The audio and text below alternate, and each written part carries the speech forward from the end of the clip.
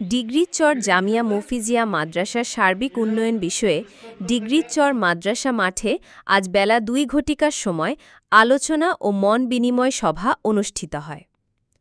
উক্ত মত বিনিময় সভায় মাওলানা আবদুল্লাহ এর সভাপতিত্বে প্রধান অতিথি হিসেবে উপস্থিত ছিলেন সাবেক সংসদ সদস্য ও ইসলামপুর উপজেলা বিএনপির সভাপতি এবং উক্ত মাদ্রাসার কমিটির সভাপতি আলহাজ সুলতান মাহমুদ বাবু।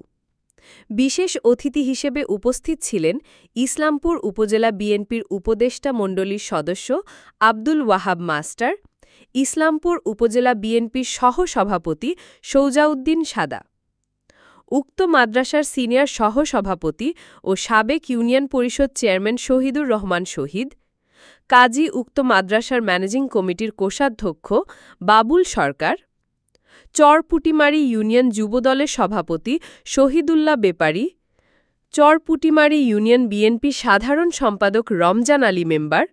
শাহ জামাল মেম্বার এবং চরপুটিমারী ইউনিয়ন ছাত্রদলের সাধারণ সম্পাদক নুরনবী ইসলাম তানভীর এবং মাদ্রাসার অন্য ম্যানেজিং কমিটির সদস্যবৃন্দ, এলাকার গণ্যমান্য ব্যক্তি উপস্থিত ছিলেন।